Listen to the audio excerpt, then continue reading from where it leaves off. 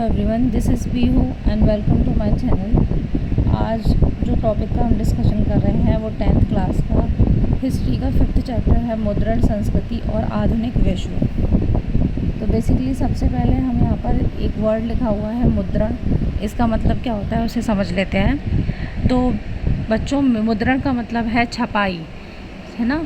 जैसे हम किताबों की छपाई देखते हैं आजकल, कॉमिक है या किसी भी तरीके की कहानी है, आत्मकथा है या न्यूज़पेपर है, ये सब छपाई के बारे में हम इसमें जानेंगे कि उसका आविष्कार या विकास जो है वो कैसे हुआ। सबसे पहले मुद्रण इतिहास जो है वो सबसे पहले अगर कहीं डेवलप हुआ है तो वो है एशिया का एक कंट्री है चाइना। वहाँ इसकी शुरुआत सबसे पहले की गई, बाद में ये यूरोप से लेकर भारत तक पहुँचा है। तो पहले स्टार्टिंग में क्या था कि लोगों को स्टार्टिंग में किसी भी तरीके की छपाई या मुद्रण का ज्ञान नहीं था और लोग अपने भावों को व्यक्त करने के लिए जो है वो चित्रों का सहारा लेते थे। तो हम देखते भी हैं, जैसे हड़प्पा सभ्यता है या किसी और भी पुरानी सभ्यताओं को आप देखेंगे तो पाएंगे कि लोग जो हैं वो कहीं गुफाओं में या फिर कहीं पर चट्टानों पर जो है कई सारे जो हैं चित्र जो हैं, उन्होंने भाव जो है चित्रों के माध्यम से अपने भाव को प्रस्तुत किया है। तो इस तरीके से लोग जो हैं उस टाइम पर अपने भावों को प्रस्तुत करते थे और गुफाओं और जो है जितने भी चट्टानें हुआ करती थी इन पर अपने अनुभवों को जो है चित्रित करते थे। तो इस तरीके से लेखन का आविष्कार तो इस तरीके से हुआ है। बाद में ये जो प्रिंट के वे में जो हम देखते हैं अभी छपाई जो देखते हैं वो सबसे पहले चाइना में स्टार्ट हुआ, चाइना देश में, देन उसके बाद जापान में, उसके बाद कोरिया में शुरू किया गया। ठीक है। तो सबसे पहले ना चीन में 594 ईस्वी के बाद एक जो है सबसे पहले वहाँ हम क्या देखते हैं कि एक लकड़ी का पट्टा होता था, उस पर स्याही लगाकर और उस पर कागज़ की प्रिंट की जाती थी, है ना। तो उस टाइम पर जो कागज़ हुआ करते थे वो आज के जैसे नहीं है, बल्कि बहुत ही झर्रेदार और बहुत ही पतले हुआ करते थे, जिस पर आगे और पीछे दोनों ही प्रिंट हो जाता था। तो उसकी वजह से उनको संभाल के रखना या छपाई करना उन पर थोड़ा सा इम्पॉसिबल था, थोड़ा सा कठिन जो है कार्य हुआ करता था ये। पर हाँ, एक चीज़ की जाती थी उस टाइम पर कि जो भी कागज़ था ना उसके दोनों जो सिरे होते हैं उन दोनों को ही सिरे पर टाँका लगाया जाता था और सारे ही कागज़ों को एक जो है टाँके के माध्यम से या एक धागे के माध्यम से जोड़कर एक अकॉर्डियन बुक बना दी जाती थी, है ना। तो उस टाइम पर सबसे पहले अगर किसी बुक को हम देखते हैं कि बुक कैसे बनी है तो ये अकॉर्डियन बुक जो है हम देख रहे हैं कि कागज़ों के किनारों पर टाँके लगाकर जो हम सिल दे रहे हैं वो है। ठीक। इसके बाद क्या हुआ, हम ये देखते हैं कि चाइना ही क्यों है जहाँ पर सबसे पहले छपाई का जो है आविष्कार हुआ या छपाई की गई। तो ऐसा इसलिए हुआ बेटा क्योंकि चाइना में उस टाइम पर क्या था, राजतंत्र शासन व्यवस्था थी। राजतंत्र शासन व्यवस्था का कौन सा रूप था? राजतंत्र, जहाँ पर राजा शासन करते थे।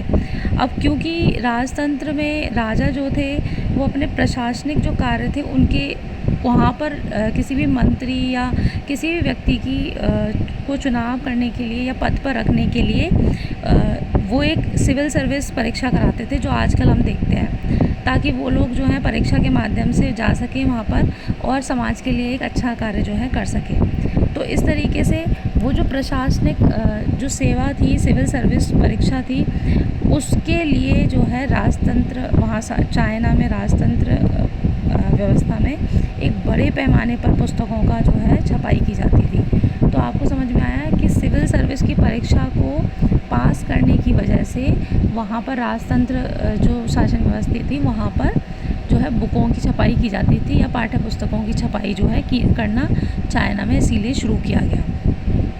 अब हुआ क्या कि 16वीं सदी में जो परीक्षा हुई सिविल सर्विस की, वहाँ उस पर बैठने वाले छात्रों या उम्मीदवारों की संख्या एकदम से बहुत बढ़ गई और जिसकी वजह से कई बड़ी मात्रा में जो है किताबों को छापना पड़ा। तो वहीं से इसकी जो रफ्तार है वो बढ़ गई है।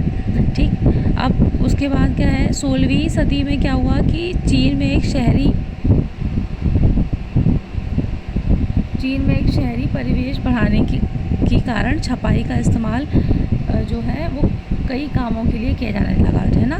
पहले हम छपाई का काम किस लिए कर रहे थे कि केवल और केवल जो सिविल सर्विस परीक्षा है उसमें पास करने के लिए, लेकिन बाद में इसका जो प्रयोग है वो अन्य कार्यों के लिए भी किया जाने लगा।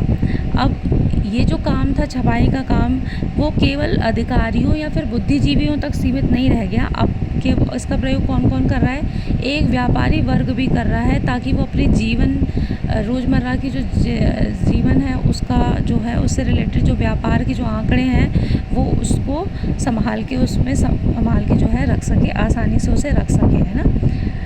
उसके बाद क्या है, अब किस तरीके की पुस्तकों की छपाई करना प्रारंभ हुआ, तो कहानी, कविताएं, आत्मकथा, नाटक, इस तरीके की पुस्तकें छपाई की जाती थी। और उस टाइम पर बेटा जो पुस्तक हुआ करती थी वो लोगों का एक पैशन हुआ करता था पढ़ना, मतलब खाली समय में लोग पुस्तकों को पढ़ना ज़्यादा अच्छा समझते थे। जो आजकल हम देखते हैं, हम फ़ोन चलाते हैं, इस तरीके की चीज़ें नहीं हुआ करती थी, है ना। उस टाइम पर लोग जो है खाली समय में पुस्तक पढ़ना पसंद करते थे। और बेसिकली जो चीन में रईस महिलाएं थी, जो अमीर वर्ग की जो महिलाएं थी ना, वो ज़्यादा शौकीन थी किताब पढ़ने की, और उन्होंने कई किताबों को जो है छपवाया भी था।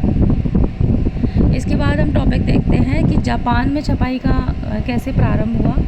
तो जो जापान, क्योंकि चाइना जो है एक ऐसा कंट्री है जहाँ बौद्ध धर्म जो है बहुत अधिक मात्रा में है, तो उस बौद्ध धर्म के प्रचार के लिए कुछ लोग जो हैं वो जापान गए, तो है ना।